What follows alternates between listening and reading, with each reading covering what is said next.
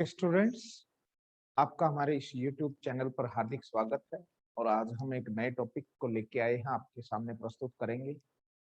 और मेरी इच्छा ये रहती है कि आप को जो भी मैं टॉपिक पढ़ाऊं, उस टॉपिक की समझ पैदा हो, आप उस टॉपिक का बेसिक नॉलेज आपको होना चाहिए। तो ये कोशिश रहती है और आपका प्यार बना रहे। मैं आपके सामने ऐसे ही टॉपिक लेके आता रहूंगा। आज हम जो टॉपिक पढ़ने वाले हैं वो कॉम्बिनेशन ऑफ सेल के बारे में पढ़ेंगे। पिछले वीडियो में आप आके देख सकते हैं, मैंने बहुत अच्छे तरीके से कोशिश की है कि सेल क्या है, सेल से रिलेटेड टर्म्स थी, जो इंटरनल रेजिस्टेंस था, टर्मिनल पोटेंशियल और ईएमएफ को बड़ा अच्छे तरीके से हमने समझने की कोशिश की है। तो एक बार इस टॉपिक्स को पढ़ने से पहले आप मेरे पहले वाले वीडियो को जरूर देखें, ताकि आपको एक सेल के प्रति आपका एक एटीट्यूड बने, आपकी समझ बने, और फिर इसको हम समझने की कोशिश करेंगे। तो हम बात करते हैं, और आपको अच्छा लगे तो इस को ज्यादा से ज्यादा बच्चों को शेयर करें, हमारे चैनल को सब्सक्राइब करें, वीडियो पूरा देखें। कॉम्बिनेशन ऑफ सेल, यहाँ मेनली दो टाइप का कॉम्बिनेशन पढ़ेंगे। एक कॉम्बिनेशन पढ़ेंगे सीरीज कॉम्बिनेशन, और दूसरा पढ़ेंगे parallel combination.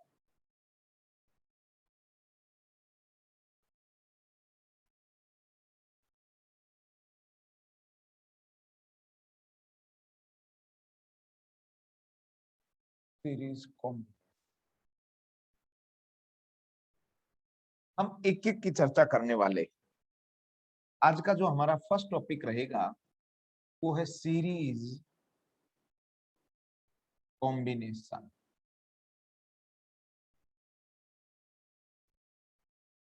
Of cell. Series combination of cell, इसके कंसेप्ट को हम देखने की कोशिश करें। क्या होता है सीरीज कॉम्बिनेशन, पहले आप एक डायग्राम से इसको समझने की कोशिश करें। ये हमने एक सेल लिया, एक और सेल लिया हमने दूसरा, ये सेकंड सेल है। दो सेल के लिए हम चर्चा करने वाले। ये जो बड़े वाली लाइन पॉजिटिव, ये नेगेटिव, ये पॉजिटिव, ये नेगेटिव, एक हाई पोटेंशियल पे है, एक लो पोटेंशियल पे है।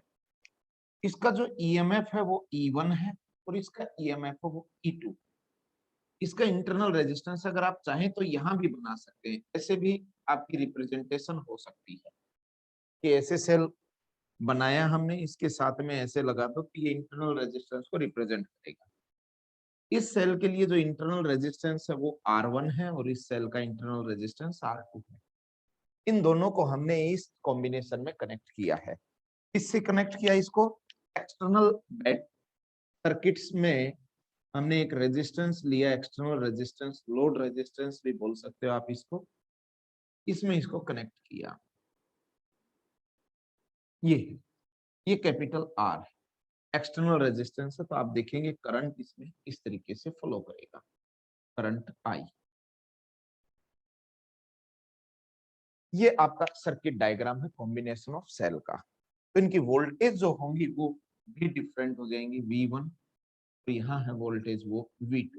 ये पॉइंट और ये पॉइंट का नाम कुछ भी रख दो आप, A B X Y, जो भी आपको अच्छा लगे। A B दो पॉइंट हमने नाम दिए। हमने दो सेल लिए।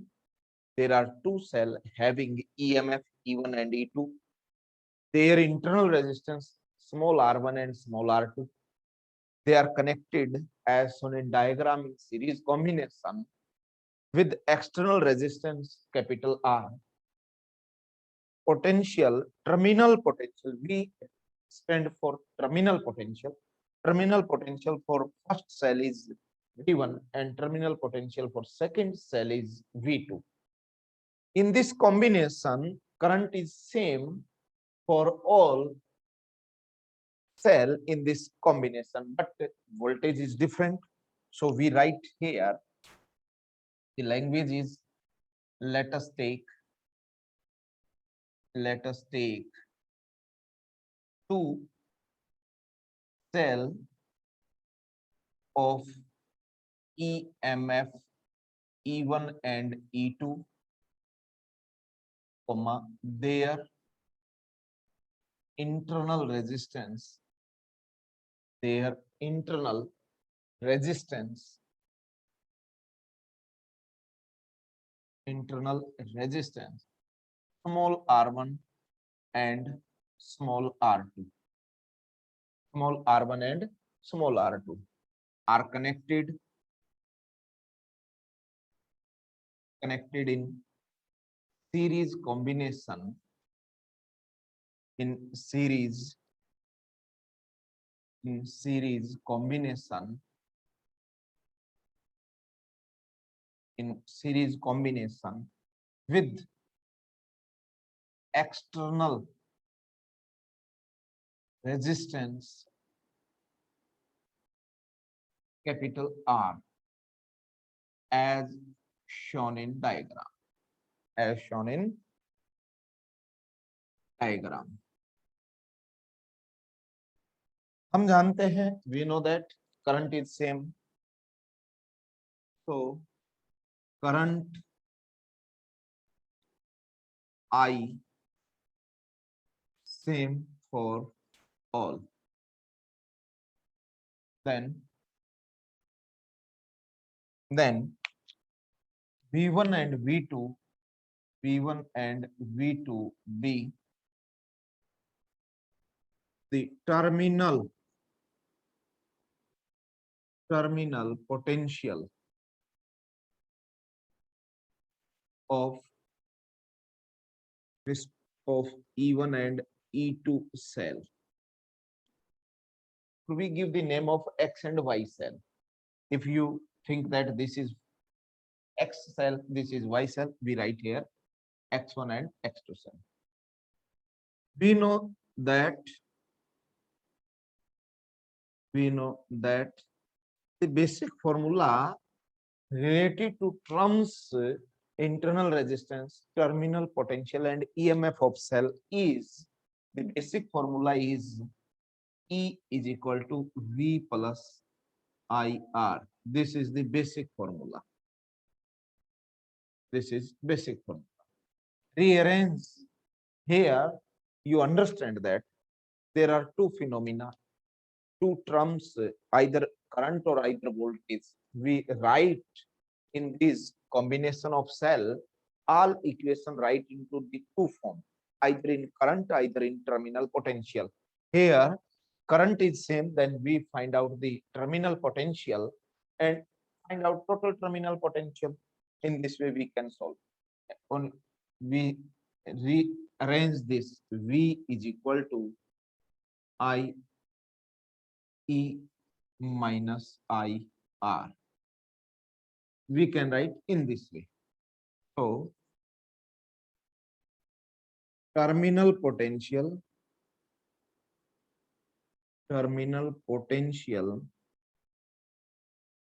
we take this point is C, the terminal potential, or we can say that potential difference, terminal potential between AC is, this is V1. We want to find out the potential difference between A and C point, and we write this is V1, and here is only cell E1, EMF is E1 minus current is I, and internal resistance is R1. This is base equation. This is second equation. Similar terminal potential, or we write as potential difference between CB is, we want to find out the potential between C and B point is CB point is, this is known as V2, and here only cell second connected, we write E2 minus I R of 2. This is third equation. but we know that but we know that we know that potential difference between point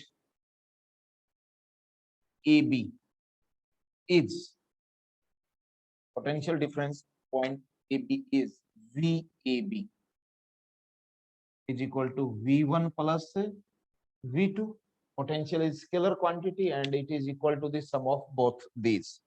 Put the value from equation first, and this VAB is equal to value of V1 from equation 1 is E1 minus IR1 plus value of V2 is E2 minus I of R2.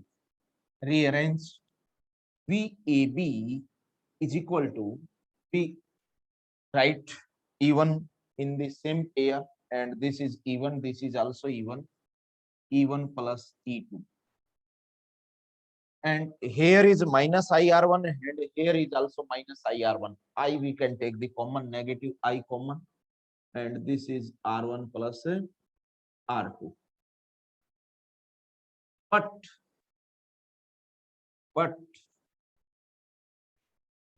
from external resistance, or using external resistance, VAB, because external resistance also connected between the point AB, and this combination and this combination, if we connect as this is A point and this is B point, we take this is one cell and this is another resistance, so we can say that this and this is parallel combination, and during the parallel combination, potential between point AB through external resistance must be equal to potential between A and B point through this cell remains same.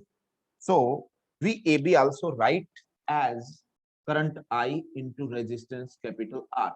This equation is fourth equation and this equation is fifth equation.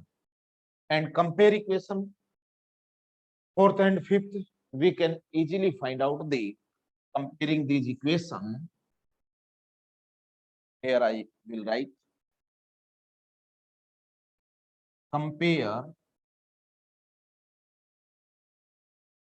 equation fourth and fifth, then IR is equal to this VAB put here, IR is equal to E1 plus E2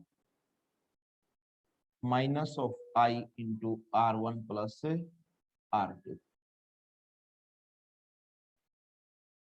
We rearrange as like this goes to this side, E1 plus E2 is equal to I, we take this IR comes here, it also became positive and common is this R1 plus R2 plus capital of R. But this equation can be rewrite as like this. Both cell combine and their resultant value also act as a single cell. Then we write this value as E equivalent is E1 plus E2 and R equivalent is equal to R1 plus R2.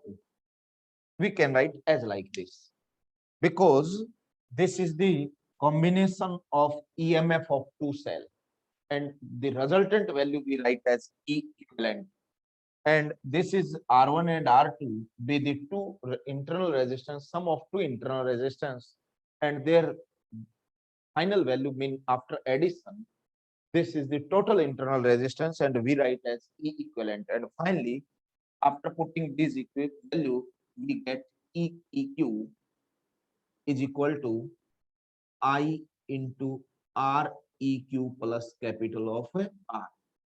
This is the equation of cell. Find out the value of current. Sometime question asked current in circuit.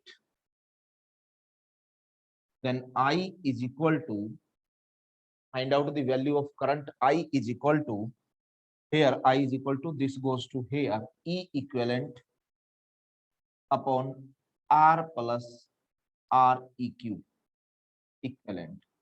This is the formula of current, and here E equivalent is this and R equivalent is this, or we write as, or I is equal to E1 plus E2 upon capital R plus R1 plus R2. We write as like this.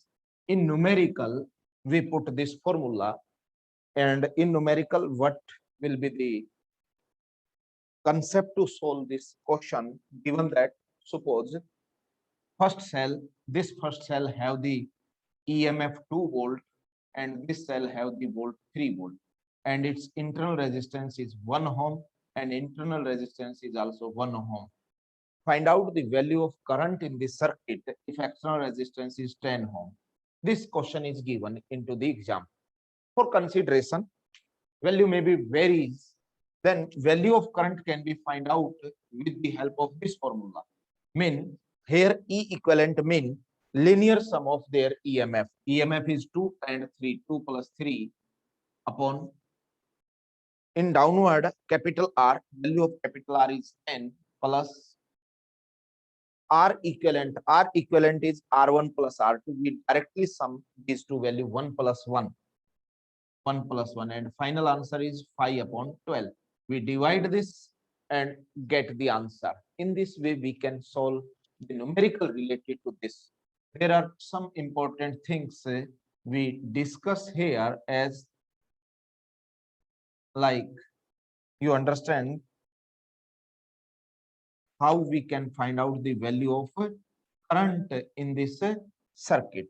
This is the solution of series combination of cell. You एक बार आप इसका screenshot ले लें. आपने इसका screenshot ले लिया होगा, तो मैं इसके बारे में कुछ और बात बताता हूं आपको. इंपॉर्टेंट बात इस क्या रिलेटेड है इससे.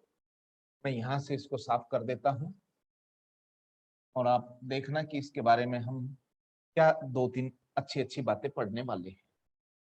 फर्स्ट इंपॉर्टेंट बात है यहाँ पर, इंपॉर्टेंट बात है जो इससे रिलेटेड फर्स्ट है, यहाँ आप इक्विवेलेंट ईएमएफ को देखेंगे तो linear sum of all EMF, इन हम कहेंगे इक्विवेलेंट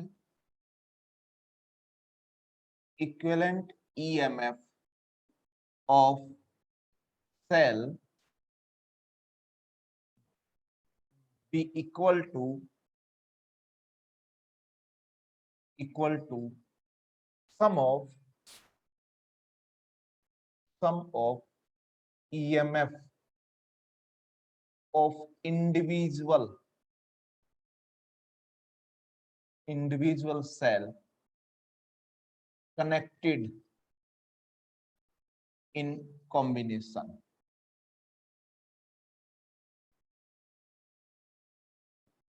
फर्स्ट चीज ये है कि जो आपका इक्विवेलेंट ईएमएफ है वो किसके इक्वल हो जाएगा, ये E is equal to E1 plus E2. अगर आप इसको मैथमेटिक्स फॉर्म में लिखे तो E is equal to E1 plus E2 की बात करता है ये E equivalent. Similar second case में आप इसकी रेजिस्टेंस के बारे में भी देख सकते हैं कि equivalent internal resistance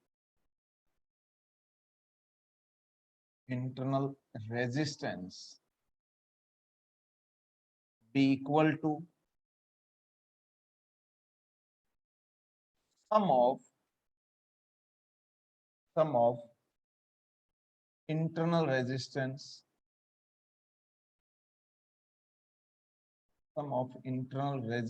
of individual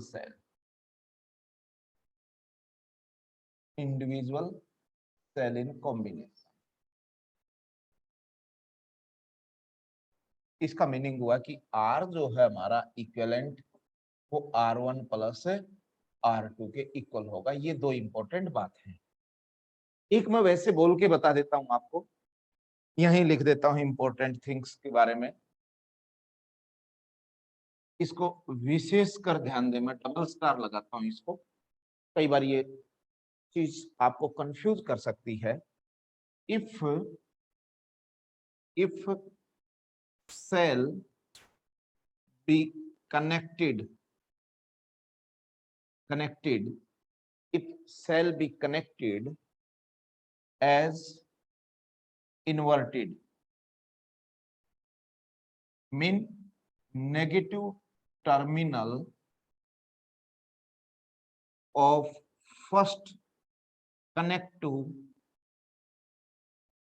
negative terminal of second,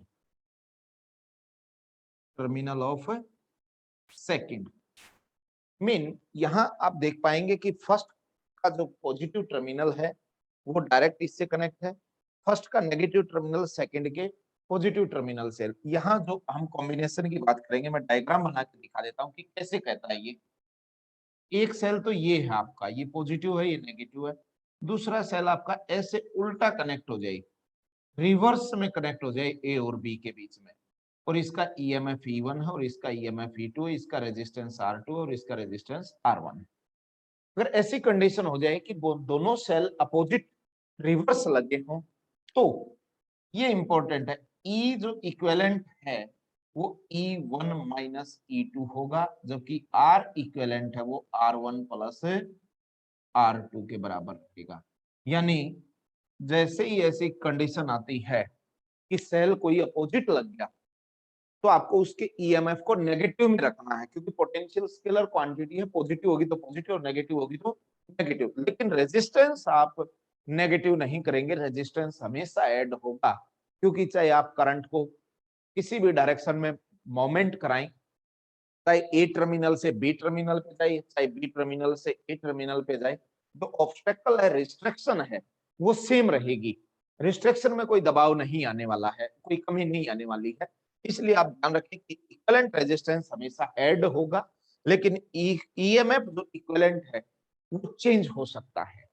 वो चेंज कैसे हो सकता है कि अगर दोनों के इस एक ही क्रम में लगे हुए हैं तो डायरेक्ट सम हो जाएगा, अगर ये अपोजिट इस तरीके से लगा दिए जाएं तो ईएमएफ है वो नेगेटिव में आ जाएगा। इस बात का भी आप ध्यान रखेंगे। एक बार चाहें तो इसका फिर स्क्रीनशॉट ले सकते हैं आप लोग, मैं साइड में हो जाता हूं, एक बार चाहें तो इसका स्क्रीनशॉट ले सकते हैं आप। तो देखिए अब हम इसके नेक्स्ट कॉम्बिनेशन की बात करते हैं कि पैरेलल कॉम्बिनेशन क्या है। देखिए हम अब इसके पैरेलल कॉम्बिनेशन के बारे में पढ़ेंगे, मैं इसको साफ कर देता हूं।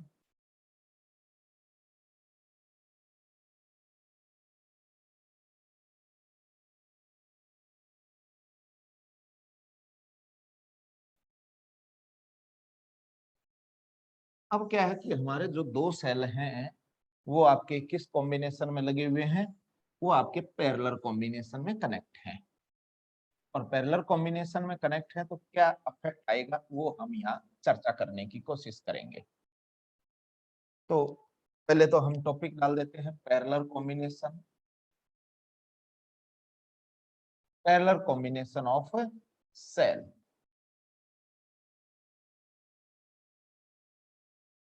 Let us take two cell of EMF E1 and E2. Their internal resistance R1 and R2 are connected in parallel combination. Here we change the word parallel. Parallel combination with external resistance capital R as shown in diagram. हम पहले एक diagram बना लेते हैं कि कैसे cell को connect किया है। मैं यहाँ आपका कॉम्बिनेशन बनाने की कोशिश करता हूँ कि ये आपका एक सेल है, ये पॉजिटिव टर्मिनल है, ये नेगेटिव टर्मिनल है, ये आपका सेकंड सेल है, इसका ये नेगेटिव टर्मिनल है, ये पॉजिटिव है। ये दोनों के दोनों ऐसे कनेक्ट हैं कि डायरेक्टली कनेक्ट हैं ये दोनों के दोनों। इसका ये मतलब हुआ कि इन दोनों सेल के पॉजिटिव टर्मिनल हैं वो आपके एक एक्सटर्नल रेजिस्टेंस कैपिटल आर से ही कनेक्ट हैं। मैं यहाँ से इनको एक एक्सटर्नल रेजिस्टेंस से कनेक्ट कर देता हूँ। ये एक्सटर्नल रेजिस्टेंस है कैपिटल आर, कैपिटल आर से कनेक्ट है। ये आपका ए पॉइंट है, ये आपका बी पॉइंट है। दो सेल लिए आपने, इन दोनों सेल के इसका ईएमएफ है वो E1 है, इसका ईएमएफ है वो E2 है, इसका इंटरनल रेजिस्टेंस R1 है, इसका इंटरनल रेजिस्टेंस R2 है। अगर आप चाहें तो इसके इंटरनल रेजिस्टेंस को इसके साथ भी अटैच कर सकते हैं, ऐसे करके एक छोटा सा रेजिस्टेंस बना दें। ये जो रेजिस्टेंस है ये इंटरनल रेजिस्टेंस को रिप्रेजेंट करेगा। यहाँ अब आप देखेंगे तो इसमें करंट है वो इस डायरेक्शन में फ्लो हुआ है, आई करंट फ्लो हुआ है। पैरेलल कॉम्बिनेशन में वोल्टेज सेम होती है। यहां मैं लिख देता हूं, so potential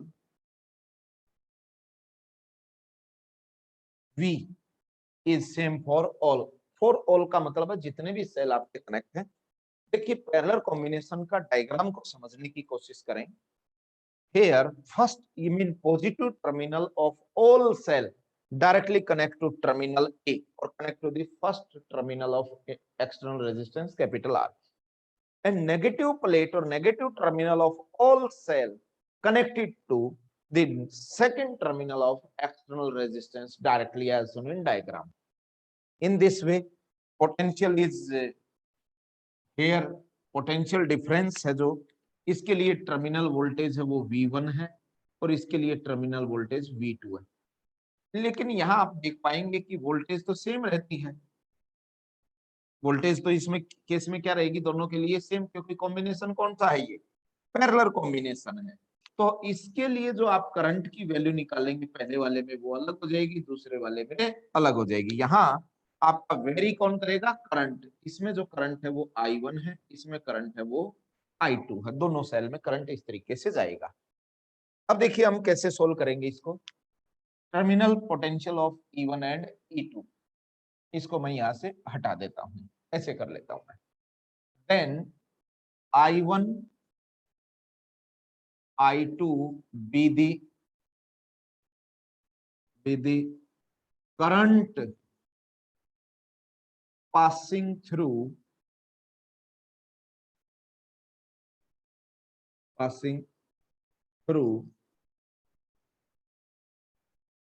E1 and E2 cell। Current different है दोनों में। बाय यूजिंग फॉर्मूला, और फॉर्मूला हमें पता है E is equal to V plus IR। Basic formula ये है, लेकिन करंट डिफरेंट है तो वोल्टेज सेम है, तो हम इस इक्वेशन को करंट की फॉर्म में कन्वर्ट करेंगे। और करंट की फॉर्म में कैसे कन्वर्ट करेंगे, इस फॉर्मूले को लिख सकते हैं I इज इक्वल टू, देखिए पहले V को इधर लेके जाओ, R से डिवाइड करो, E upon R minus V upon R, ऐसे इस फॉर्मूले को लिखा जाएगा। ध्यान रखना इस बात को। अब हम एक एक सेल के लिए निकालेंगे, ये इंपॉर्टेंट फॉर्मूला है आपके लिए, ध्यान। For first cell, for first cell current, cell electric current I is equal to, और I1 इज इक्वल टू, इस सेल में जो करंट है वो कितना होगा, ये फॉर्मूला करंट का, EMF E1 resistance internal R1 minus V ऐसे का ऐसा और R1। इस इक्वेशन को हमने फर्स्ट इक्वेशन का। सेकंड सेल के लिए निकालोगे, for second cell, for second cell electric current की वैल्यू इसके लिए भी निकालनी है, दैट इज I2, इसका EMF E2 upon internal resistance R2, voltage same है और ये भी R2। This is second equation. यहाँ देखिए इस टर्मिनल पे आके दोनों करंट मिल जाएंगे, I1 इधर से आया, I2 इधर से आया और आगे जाके क्या बना दिया, I। तो टोटल करंट किसके बराबर हो जाएगा, hence I is equal to I1 plus I2। Total current किसके बराबर हो गया, I is equal to I1 plus I2। Put value of I1 and I2, then I current is equal to I1 की value put करें E1 upon R1 minus V upon R1 plus में I2 की value equation third से put करें E2 upon R2 minus V upon R2। Rearrange करें इसको I is equal to इसको rearrange करोगे तो E1 upon R1 plus E2 upon R2। अब ये और ये जब इन दोनों को हम रीअरेंज करेंगे, दोनों माइनस के हैं, माइनस कॉमन आ जाएगा, V सेम है, V भी कॉमन आ जाएगा, minus V into 1 upon R1 1 upon R2। अब चाहो तो इसको एलसीएम लेके सोल्व कर सकते हो। आई क्या बन जाएगा, इसका एलसीएम लेंगे तो वो हो गया आपका R1 R2, यहां बनेगा E1 R2 plus E2 R1 और यहां आप माइनस का V और इधर एलसीएम लेंगे तो R2 plus R1 divided by R1 R2। ये आपकी इक्वेशन इस तरीके से बन जाएगी। इसको आपको रीअरेंज करना है सिर्फ, और कुछ भी नहीं किया हमने, सिर्फ रीअरेंज किया, एलसीएम लिया है। मैं यहाँ अब इसको बताता हूँ, ध्यान रखना इसको कि मैं यहाँ लेके आता हूँ इसको। हमें इक्वेशन इस तरीके से कन्वर्ट करके लानी है, और जब इस तरीके से कन्वर्ट करेंगे तो हम v की फॉर्म में ले आए इक्वेशन को। तो हम क्या करें, जो ये वाला फैक्टर है इसके रेसिप्रोकल से मल्टीप्लाई करेंगे हम। Multiply multiply above equation by reciprocal से R1 R2 upon R1 plus R2 both side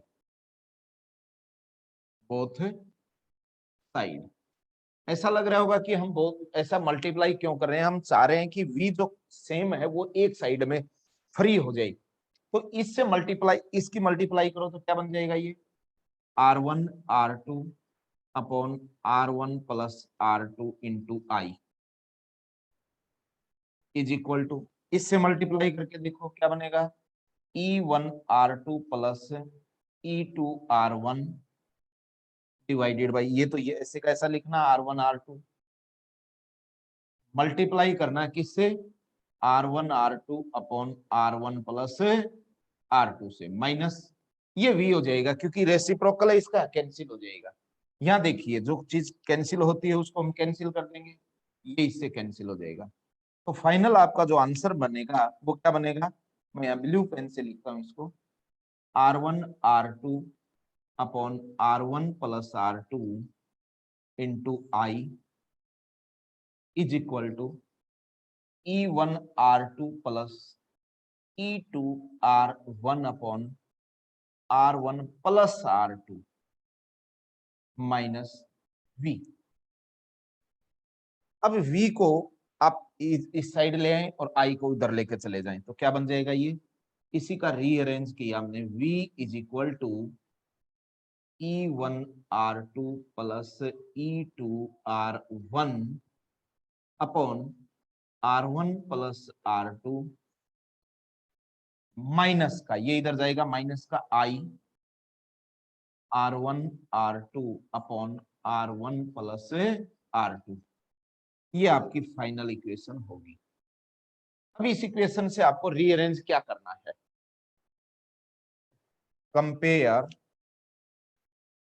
compare this equation to equivalent equation V is equal to E equivalent minus I R equivalent. इस equation से compare करेंगे इसको। जब आप इस equation से compare करते हैं तो क्या मिलेगा, इसके बाद का पार्ट में यहां लेके चला गया, ये मैंने निशान दे दिया, आप समझ जाना। V से कंपेयर होगी, ये वैल्यू E इक्विवेलेंट के लिए हो जाएगी। E इक्विवेलेंट की वैल्यू जो आपकी होगी E1 R2 plus E2 R1 upon R1 plus R2 के बराबर हो जाएगी। ये इक्वेशन बन जाएगी। माइनस माइनस से कंपेयर हो गया, आई आई से कंपेयर हो गया, तो आर इक्विवेलेंट किसके बराबर हो जाएगा? R equivalent is equal to R1 R2 upon R1 plus R2। ये आपकी R की वैल्यू हो जाएगी। दोनों वैल्यू हम इस तरीके से इसको निकाल सकते हैं। जब ऐसा कॉम्बिनेशन हो तो आपके E इक्विवेलेंट और R इक्विवेलेंट को ऐसे निकालना है। इनको और दूसरे तरीके से भी लिख सकते हैं। अगर आप ध्यान से देखेंगे तो मैं इसको कंपेयर करता हूं कि कैसे लिखा जा सकता है। जो ये हमारा E इक्विवेलेंट है, इसको ऐसे लिया जा सकता है E equivalent, reciprocal of E equivalent. ये बन जाएगा हमारा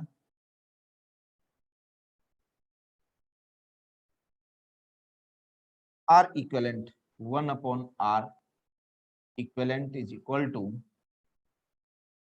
R इक्विवेलेंट को लिख सकते हैं 1 upon R1 plus 1 upon R2। और 1 अपॉन E इक्विवेलेंट को क्या लिखा जा सकता है?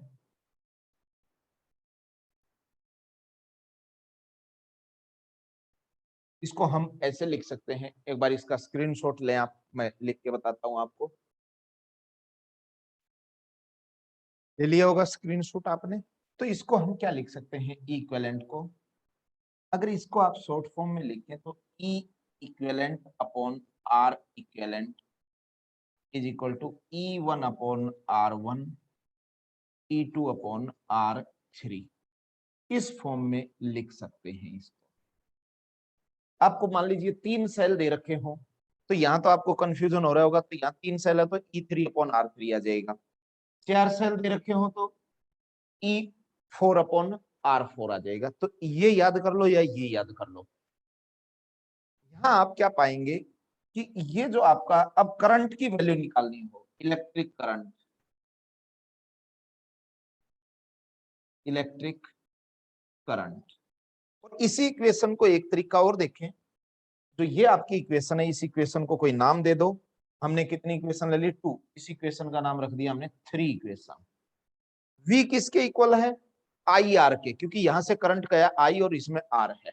तो हम ऐसे लिख सकते हैं, यहां से एक बात और पढ़ा देता हूं, फ्रॉम इक्वेशन 3 इक्वेशन में V क्या हो जाएगा? I R. I R is equal to, ये आपका मैंने E इक्विवेलेंट लिख दिया, E इक्विवेलेंट माइनस आई, और इसको मैंने R इक्विवेलेंट लिख दिया। लिख सकते हैं क्योंकि ये और ये दोनों इक्वेशन सेम है, 3 और 4 इक्वेशन सेम है। तो ये V को क्या लिखा हमने? आई आर के बराबर लिखा। इसको क्या लिख दिया? E इक्विवेलेंट लिख दिया, माइनस आई ऐसे कैसा, और ये क्या है? R equivalent. और यहां से आप देख पाएंगे, इसको इधर ले आओ तो I capital R plus E equivalent is equal to R equivalent is equal to E E Q के बराबर है। और I की वैल्यू आपको निकालनी हो तो E E Q upon R plus R equivalent के बराबर। ये आपका करंट का फॉर्मूला बन जाएगा। ये आपका करंट निकालने का फॉर्मूला। इक्विवेलेंट कहां से रखोगे? ये है इक्विवेलेंट, R इक्विवेलेंट ये यहां से रख दो वैल्यू। तो इस तरीके से हम पैरेलल कॉम्बिनेशन को सोल्व कर सकते हैं। तो देखिए, मैं इनके ऊपर एक न्यूमेरिकल समझा देता हूं, जिससे आपको जब आप इसका न्यूमेरिकल करेंगे तब समझ में आएगा। ये आपका थ्योरेटिकल पार्ट है। तो यहाँ आप क्या देख रहे हैं कि जो रेजिस्टेंस है वो पैरेलल कॉम्बिनेशन में है। ये हमने रेजिस्टेंस का पैरेलल कॉम्बिनेशन पढ़ा हुआ है। और ये क्या है आपका? जो आपका E और R की रेशियो के इक्विवेलेंट है। तो यहाँ ध्यान रखना है कि जो टोटल इंटरनल रेजिस्टेंस है, यहाँ क्या ध्यान रखना है कि जो टोटल इंटरनल रेजिस्टेंस है, total internal resistance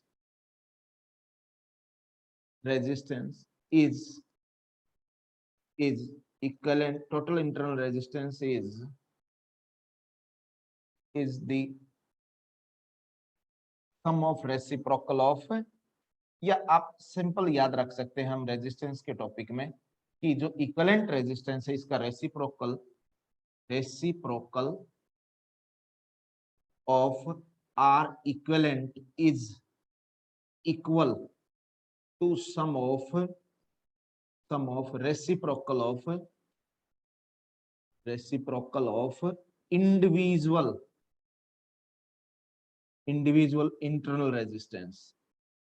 internal resistance ये आप ध्यान रख लेना, पैरेलल कॉम्बिनेशन का है ये, कॉम्बिनेशन का।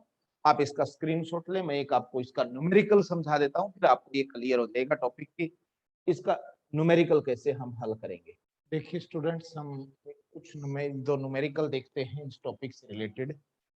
Find the value of electric current in the following circuit. पहला सर्किट दिया हुआ हमें, एक सेल है जिसकी ईएमएफ 2 वोल्ट है, सेकंड सेल है उसकी ईएमएफ है वो 4 वोल्ट है, इसका इंटरनल रेजिस्टेंस 0.5 ओम और इसका इंटरनल रेजिस्टेंस भी 0.5 ओम है। 9 ओम एक्सटर्नल रेजिस्टेंस और इसके अंदर से करंट की वैल्यू निकालनी है हमें। तो हम वैल्यू निकालने की कोशिश करेंगे, तो हम ये देखेंगे कि यहाँ कॉम्बिनेशन कौन सा है। तो ये दो क्वेश्चन है, मैं दोनों क्वेश्चन को 1 बाय 1 सोल्व करता हूँ। हम पहले फर्स्ट क्वेश्चन को सोल्व करते हैं। ये आप पहले पहचानेंगे कि कॉम्बिनेशन कौन सा है। ये कॉम्बिनेशन आप देखेंगे तो सीरीज कॉम्बिनेशन है। तो ये हमारा कौन सा कॉम्बिनेशन है? सीरीज कॉम्बिनेशन है। तो देखिए पहले हम लिखेंगे सीरीज कॉम्बिनेशन।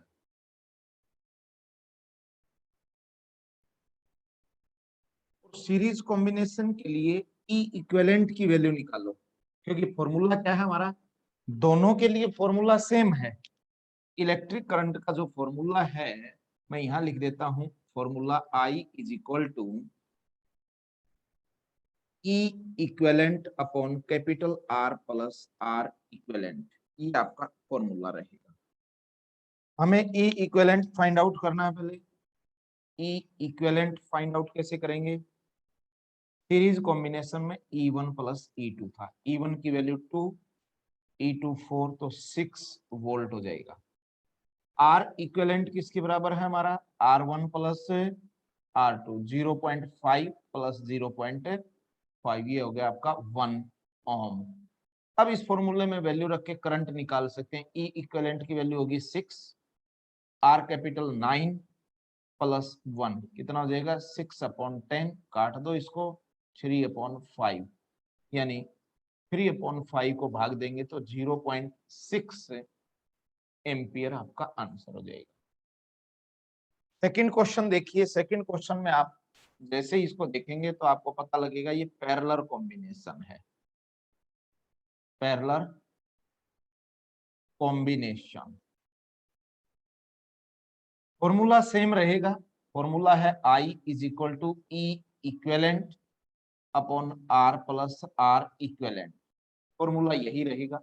हमें ई इक्विवेलेंट निकालना है इस कॉम्बिनेशन में। ई इक्विवेलेंट के लिए हमें पता है कि E equivalent upon R equivalent is equal to E1 upon R1 और E2 अपॉन R2 के बराबर होता है। और सेकंड है आर इक्विवेलेंट निकालना हो तो उसके लिए फॉर्मूला था हमारा 1 upon R equivalent is equal to 1 upon R1 plus 1 upon R2। पहले आर इक्विवेलेंट को फाइंड आउट कीजिए। यहां से जब इसको सोल्व करेंगे 1 upon R equivalent is equal to, यहाँ ये R1 है, ये आपका R2 है, तो 1 अपॉन 1 प्लस 1 अपॉन 2 सोल्व करेंगे तो 2 एलसीएम हो गया, 2 प्लस 1 3/2। इसको आपने पलटना है तो R इक्विवेलेंट हो जाएगा 2/3 ओम। ये वैल्यू आपकी यहां से निकल जाएगी R इक्विवेलेंट की। अब आप इसको सोल्व कर सकते हैं। E equivalent upon R equivalent is equal to E1 upon R1। E1 कितना है? 2 अपॉन 1। E2 कितना है? 4 अपॉन 2। कितना हो जाएगा ये आंसर? काटोगे तो 2 प्लस 2 4 के बराबर होगा। और हमें तो E इक्विवेलेंट निकालना है, इक्विवेलेंट R इक्विवेलेंट को इधर लेके चले जाओ, R इक्विवेलेंट और E इक्विवेलेंट की वैल्यू आपकी होगी 4 इंटू R इक्विवेलेंट है 2/3, 8/3 वोल्ट। इस तरीके से हम इसको भी सोल्व कर लेंगे। अब फॉर्मूले में पुट कर दो ये वैल्यू, इस फॉर्मूले में पुट करेंगे दोनों वैल्यू, तो current is equal to E equivalent की वैल्यू है 8/3, यहाँ हम पुट कर देंगे 8/3 डिवाइडेड बाई, यहाँ आपको कैपिटल आर रखना, कैपिटल आर कितना है? 10 प्लस आर इक्विवेलेंट कितना दिया 2/3, यहाँ आप रख देंगे 2/3। जब इसको सोल्व करेंगे तो आपको पता लग जाएगा, क्या पता लगेगा, ये हो गया 8/3 डिवाइडेड बाई एलसीएम ले लो 30 प्लस 2/10 हो जाएगा, 3 हो जाएगा। इस 3 से 3 को काट दो, ये हो गया 8/32 और काटोगे तो 1/4 और 1/4 होता है 0.R=0.25 एम्पियर। इस तरीके से इस क्वेश्चन को आप सोल्व कर सकते हैं। आपको जैसे भी क्वेश्चन दे रखे हो आप इसका स्क्रीनशॉट ले लें, इसको समझ लें, कंसेप्ट को समझ लें कि आपको ये फॉर्मूले सेम है दोनों में करंट के। यहाँ ई इक्विवेलेंट कैसे निकालना है, यहाँ ई इक्विवेलेंट और आर इक्विवेलेंट कैसे निकालना है, ये ज्यादा इंपॉर्टेंट है। तो मैं यहीं इसको स्टॉप करता हूँ, फिर मिलेंगे हम नेक्स्ट वीडियो में।